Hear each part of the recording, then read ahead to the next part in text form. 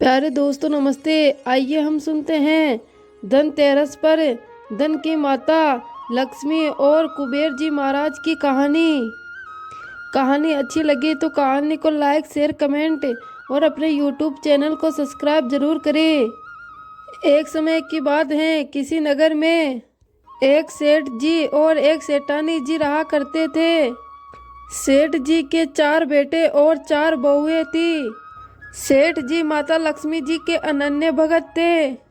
एक समय की बात है, सेठ से लक्ष्मी माता रूठ गई और उनके घर से जाते जाते बोली, मैं जा रही हूँ और मेरी जगह नुकसान आ रहा है, तुम तैयार हो जाओ, लेकिन मैं तुम्हें जाते जाते अंतिम भेंट जरूर देना चाहती हूँ, मांगो क्या मांगना चाहते हो।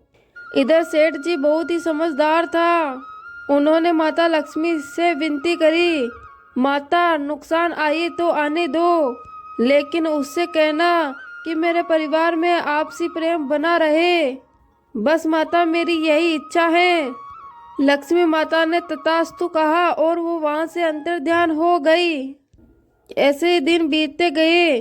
कुछ दिनों बाद सेठ जी की सबसे छोटी बहू खिचड़ी बना रही थी।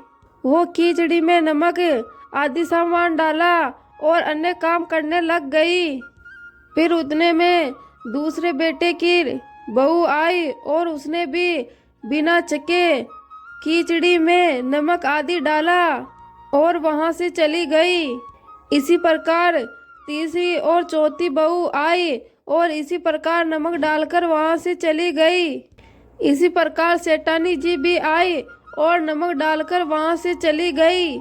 शाम को जब सेठ जी आए और सबसे पहले खाना खाने बैठे तो उन्होंने पहला निवाला ही मुंह में लिया और उन्होंने देखा कि खिचड़ी में तो नमक बहुत ही ज्यादा है, लेकिन वो समझ गए कि नुकसान आ चुका है। सेठ ने चुपचाप खिचड़ी खाई और वहां से अंदर चले गए।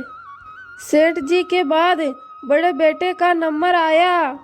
उसने पहला निवाला मुंह में लिया और पूछा, पिताजी ने खाना खा लिया क्या? सभी ने उत्तर दिया, हाँ खा लिया। बड़े बेटे ने पुनः पूछा, क्या कहा उन्होंने? सभी ने उत्तर दिया, कुछ नहीं बोले। लड़के ने सोचा, जब पिताजी ही कुछ नहीं बोले तो मैं चुपचाप खा लेता हूँ। इसी प्रकार घर के अन्य सदस्य एक एक करके आए और खाना खाने बैठे। पहले वाले के बारे में पूछते और चुपचाप खाना खाकर चले जाते।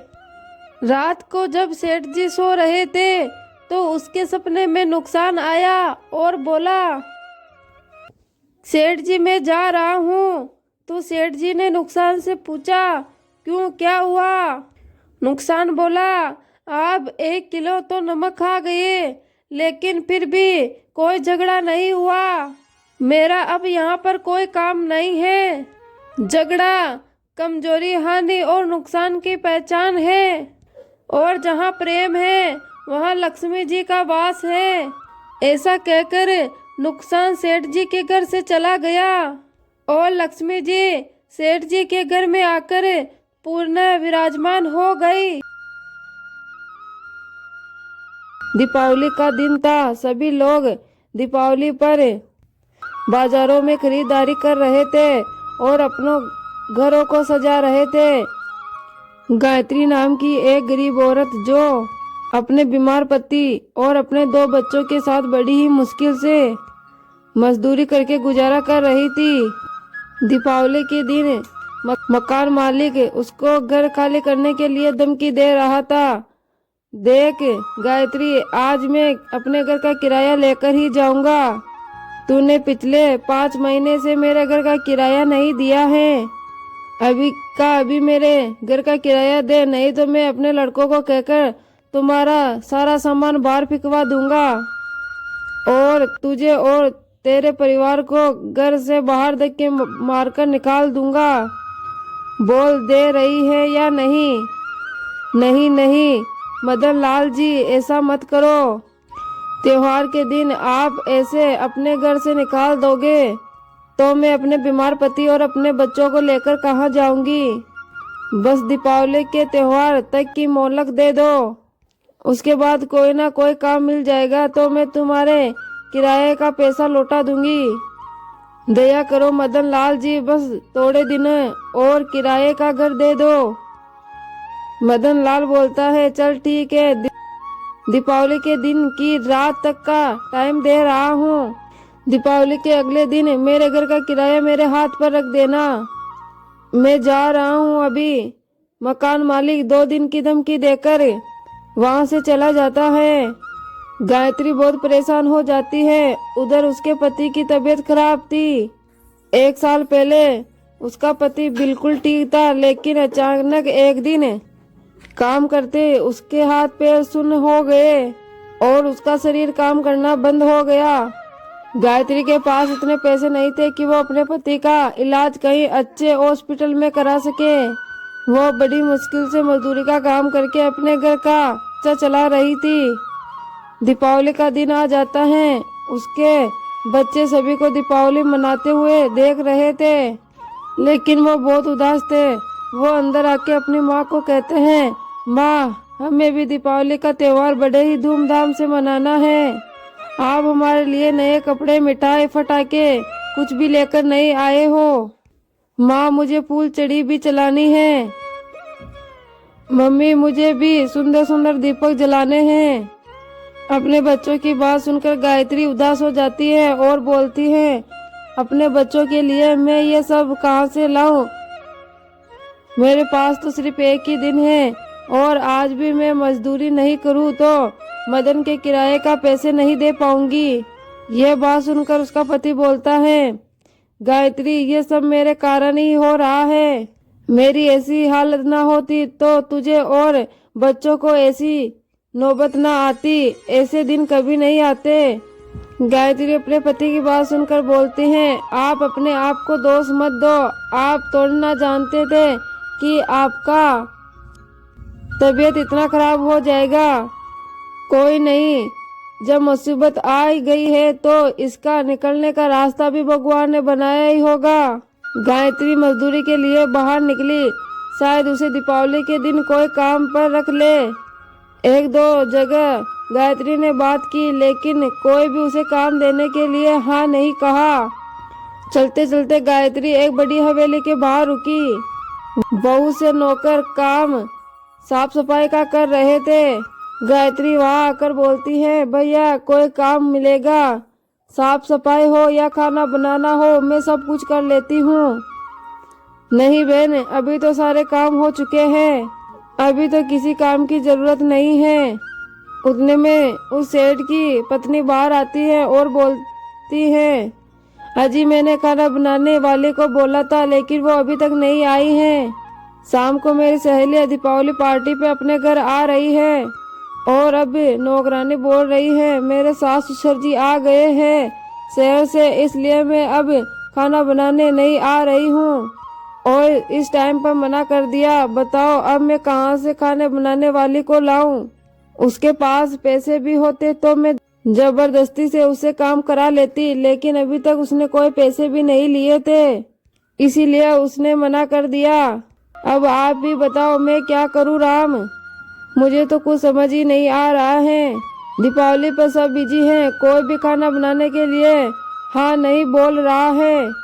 उतने में राम बोलता है, एक सेकंड बहन, तुम काम के लिए बोल रही थी ना, तुम इतने लोगों का खाना बना लोगी? चाहो तो मैं इसके तुम्हें अच्छे पैसे दे दूंगा। गायत्री बोलती है, हाँ हाँ भैया, मैं बना लूंगी, आपकी बड़ी ही मेहरबानी होगी। संगीता ये बोल रही है कि बना देगी, तुम इनसे ही ये खाना बनवा लो। नहीं राम, इनसे नहीं, एक बार इसका हुलिया तो देखो, ये कैसी है, फटी सी साड़ी पहनी हुई है, देखो कितनी गरीब है। मैं नहीं बनवाऊंगी इनसे खाना, मैं अभी किसी अच्छे शेफ को बुक कर देती हूँ, रहने तो मैं अपने आप ही कर लूंगी। राम बोलता है, कोई बात बहन जी, आप रहने दीजिए, हमारे घर कोई काम नहीं है। गायत्री की आंखों में आंसू थे, उसे पूरा दिन कोई काम नहीं मिला। वो रोते हुए घर आ जाती है। शाम के समय हर कोई दीपावली का त्योहार मना रहा था, पर गायत्री के बच्चों की आंखों में आंसू थे। सभी लोग अपना अपना त्योहार मनाकर घर के अंदर जाकर सो गए, पर बिट्टू और पिंकी अपने घर की चौखट पर बैठे बैठे रो रहे थे। उन्होंने दीपावली का त्योहार का कोई भी आनंद नहीं लिया था। रात में गणेश जी और लक्ष्मी जी दीपावली की रौनक देखने के लिए धरती लोक का भ्रमण कर रहे थे। तभी उनकी नजर अपनी चौखट पर बैठे बिट्टू और पिंकी पर पड़ी। यह देखकर गणेश जी बोलते हैं, माता, हर घर में दीपावली की रौनक है, लेकिन ये दोनों छोटे बच्चे इतने उदास हैं। हमें कुछ करना होगा माता।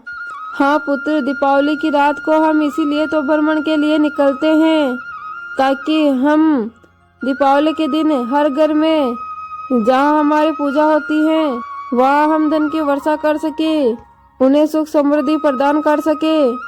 हम इसीलिए तो दीपावली मनाने के लिए धरती लोक पर आते हैं। गणेश जी बोलते हैं, माता, दीपावली की रात हमारे सभी भक्तों के लिए बहुत ही फलदायी होती है। इन बच्चों के उदास चेहरे अब मेरे से देखे नहीं जा रहे हैं। अब हमें इन्हें अपना आशीर्वाद प्रदान करना ही चाहिए, ताकि ये बच्चे भी दीपावली का त्योहार बड़ी खुशियों से मना सके। ठीक है, फिर तो अपना रूप बदल लेते हैं। भगवान गणेश जी और माता लक्ष्मी अपना रूप बदल लेते हैं। गणेश जी एक छोटे से सुंदर बालक के रूप में धारण हो जाते हैं और माता लक्ष्मी एक सुंदर सी स्त्री का रूप ले लेती है, और फिर वो दोनों उन बच्चों के पास जाते हैं। अरे बच्चों, आज तो दीपावली का त्योहार है, तुम दोनों दीपावली क्यों नहीं मना रहे? आज दीपावली के दिन तुम दोनों इतने उदास क्यों हो? तभी छोटे बच्चे बोलते हैं, माँ कहती है, हमारे पास दीपावली मनाने के लिए पैसे नहीं हैं, और कल हमें यह घर भी छोड़ना है, इसलिए हमारे माँ बापू बहुत ही चिंता में हैं। पिंकी बोलती है, वो कल अंकल पैसे लेने आ जाएंगे और माँ ने अभी तक पैसों का कोई इंतजाम नहीं किया है, और माँ को कोई काम भी नहीं मिला है, इसलिए हम दोनों बहुत ही उदास हैं और अपनी चौखट पर बैठे बैठे रो रहे हैं, और मेरी माँ भी अंदर बहुत रो रही है। गणेश जी बोलते हैं, अरे हमारे होते हुए तुम दिवाली ना मना पाओ, ऐसा कैसे हो सकता है भला? तुम दीपावली जरूर मनाओगे। लक्ष्मी माता बोलती हैं, चलो हम सब मिलकर दीपावली मनाते हैं। तभी छोटे बच्चे बोलते हैं, आप हमारे घर पे चलो, हम अपने माता पिता से आपको मिलवाते हैं। बच्चे भगवान गणेश और माता लक्ष्मी को अंदर अपने घर में लेकर जाते हैं। माता लक्ष्मी और गणेश जी देखता है कि गायत्री का पति बिस्तर पर लेटा है, और गायत्री मंदिर में हाथ जोड़कर लक्ष्मी गणेश जी के सामने रो रही है, और लक्ष्मी जी और गणेश जी को कहती जा रही है, मैं कल सुबह तक कैसे पैसे दूंगी? मुझे तो कुछ समझ में नहीं आ रहा। मेरी प्रार्थना सुनो, हे प्रभु, मेरी सहायता करो। मदन लाल कल मुझसे अपना घर खाली करवा देगा, और मेरे से अभी तक पैसों का कोई इंतजाम भी नहीं हुआ है। आप तो धन वैभव, धन समृद्धि, सुख देने वाले हो। आज के दिन आप दोनों की पूजा करने से भक्तों के भंडार भर जाते हैं। कहते हैं, आज की रात आप अपने भक्तों के घर जरूर ही आते हैं। मुझ गरीब पर भी अपनी कृपा करो भगवान, मेरी प्रार्थना सुनो। उतने में उनके बच्चे बोलते हैं, माँ देखो कौन आया है, ये हमारे साथ दीपावली का त्योहार मनाने आए हैं। गायत्री उनको देखकर बोलती है, आपको मैंने पहचाना नहीं। लक्ष्मी माता बोलती है, गायत्री, तुम हमें ही तो याद कर रही थी। देखो तुम्हारी प्रार्थना स्वीकार हो गई। पुत्र गणेश, अब हमें अपने रूप में आना चाहिए। माता लक्ष्मी और भगवान गणेश अपने रूप में आ जाते हैं। गायत्री अपने घर में गणेश जी और माता लक्ष्मी को देखकर हैरान हो जाती हैं, और वह उनको देखकर खुशी से रो पड़ती हैं।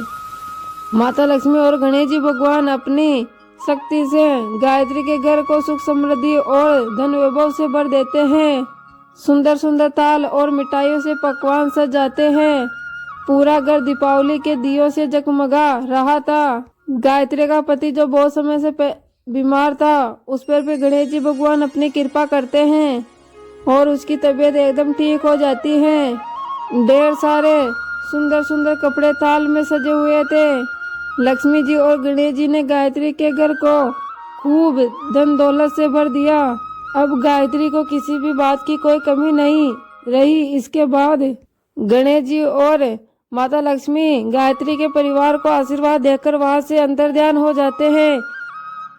उसके बाद गायत्री अपने परिवार के साथ मिलकर गणेश जी और माता लक्ष्मी जी को धन्यवाद कहती हैं और फिर पूरा परिवार खूब धूमधाम से दीपावली का त्योहार मनाते हैं।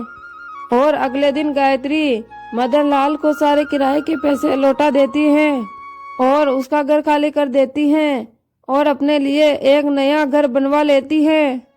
लक्ष्मी गणेश जी के आशीर्वाद से उसके जीवन से अब गरीबी के दूर हट गए थे और फिर उसका पूरा परिवार लक्ष्मी गणेश जी की पूजा करते हैं।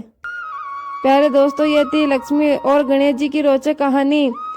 कैसी लगी कमेंट बॉक्स में कमेंट करके जरूर बताएं।